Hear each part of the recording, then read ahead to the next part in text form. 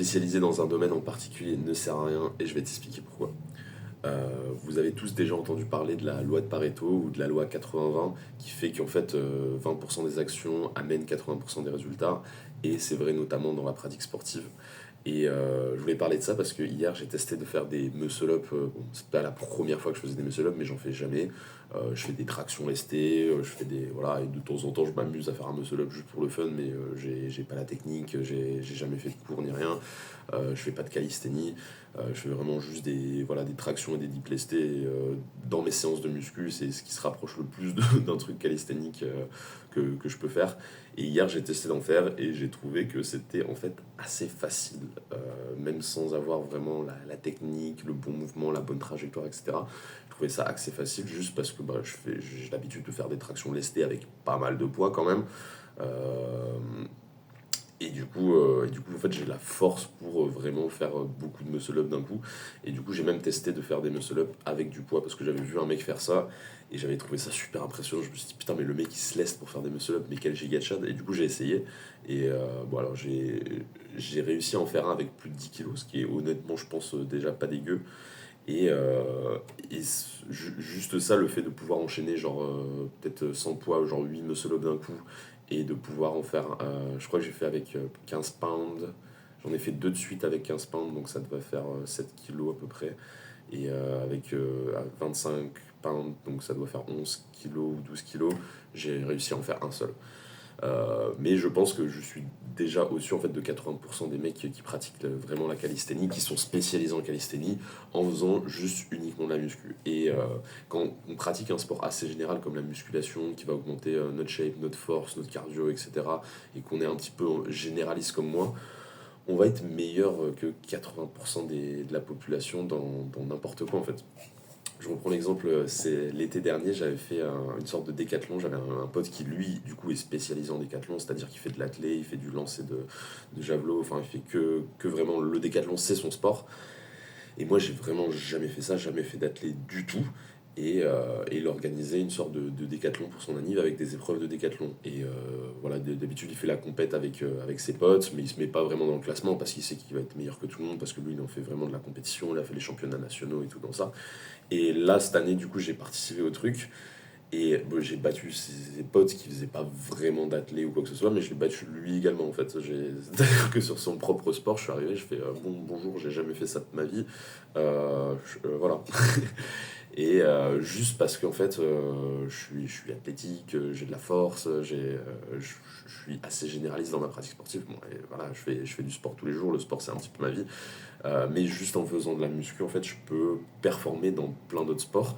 Et du coup, ça sert à rien que j'ai pas forcément besoin de me spécialiser dans un domaine pour être performant dans ce domaine. Donc, bien sûr, effectivement, en fait, si je suis passionné dans un truc et que je me spécialise vraiment là-dedans, je vais devenir encore meilleur. Mais 80% des résultats que je vais avoir dans ce domaine, je l'ai déjà acquéri par ma pratique de sport généraliste.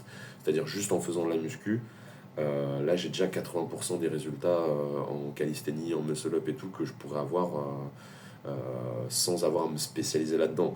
Et si je me dis, si je me mets à me spécialiser, ok, bah, maintenant je vais faire que des muscle-up, je vais faire que de la calisthénie, je vais continuer à progresser, mais ma progression elle va être logarithmique par rapport à ce que j'ai eu en fait sans faire de calisthénie.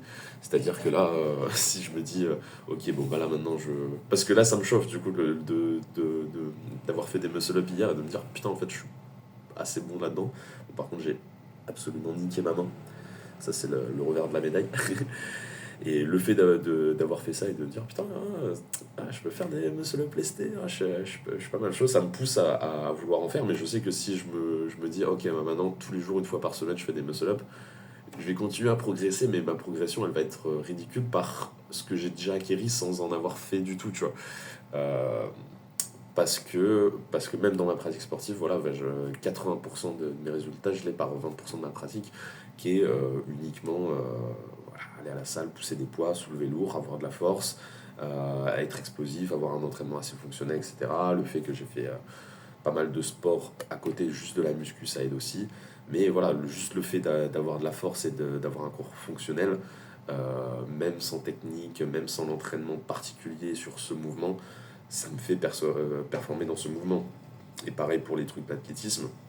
Les épreuves où j'étais très très performant, c'était les épreuves de saut, parce que j'avais une grosse explosivité dans les jambes. Déjà, je faisais beaucoup de squats, j'avais de la force dans les jambes, etc. Donc ça me permettait d'être fort dans mes jambes et d'avoir aussi de l'explosivité, notamment, je pense, grâce au sport de combat, etc.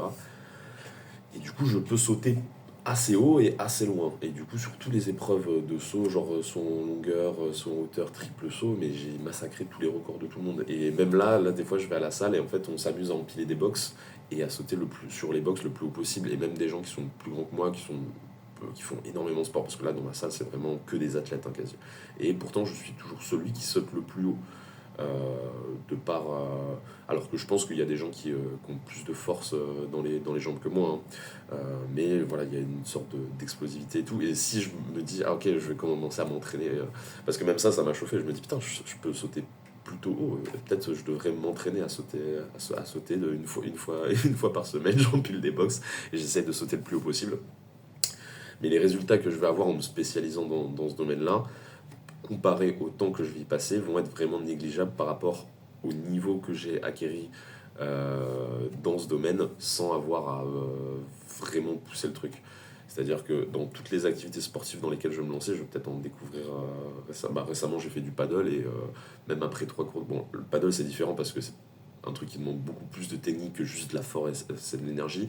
Mais, euh, mais en termes de voilà, énergie, je vais courir plus que les autres mecs, je vais moins me fatiguer, je vais avoir plus de cardio. Quand les mecs tous ils vont être en sueur au bout de leur vie, moi je vais être là, je peux continuer.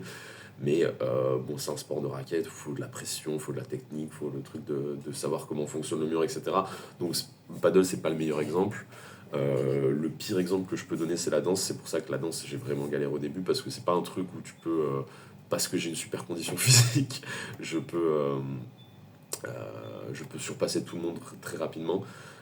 Ma condition physique va très peu m'apporter en danse. Ça, c'est vraiment une des activités où, enfin, plus l'activité va demander de ressources physiques, meilleur je vais être dès le début. Voilà, globalement. Et du coup, la danse, pas du tout, pas du tout. C'est pour ça que la danse, c'est un des domaines où j'essaye de me spécialiser, parce que justement, ma pratique de sport généraliste me fait pas progresser en danse du tout. Voilà, ça peut aider un petit peu sur la stabilité, sur certains mouvements de portée, etc. Mais vraiment sur du détail. Sinon, après le reste, c'est vraiment de la technique spécialisée dans cette activité-là. Mais la plupart des activités sportives qui demandent un petit peu de force, un petit peu d'énergie, un petit peu de cardio, une pratique du sport généraliste fonctionnel aide vraiment à être meilleur que 80% des gens dans cette activité, même sans avoir à vraiment pratiquer l'activité en soi.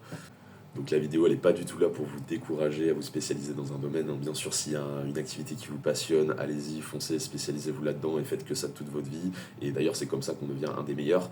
Mais si vous voulez faire partie juste du haut du panier, sans avoir forcément d'objectif de compétition, de performance dans un truc, vous voulez juste être bon et développer un petit peu vos compétences là-dedans, se spécialiser, c'est pas forcément la bonne méthode, parce que en vous mettant à fond dans un truc, vous allez en fait, vous aurez 80% des résultats en fournissant 20% de l'effort, en faisant juste une activité un peu plus générale, en passant un petit peu de temps dessus, et vous allez avoir progrès, le plus gros des progrès que vous allez avoir les 6 premiers mois, et après les 6 premiers mois ou après la première année, vos progrès ils vont être vraiment logarithmiques, vous allez progresser beaucoup moins vite, et c'est comme ça dans toute activité. Donc, et c'est peut-être aussi pour ça que moi je me considère comme un gros généraliste. C'est peut-être que quand je commence une activité, je deviens très très bon très rapidement, et après les progrès ils se stabilisent un petit peu, il y a une petite période de stagnation, et peut-être que j'aime pas assez cette période de stagnation, et du coup j'ai tendance à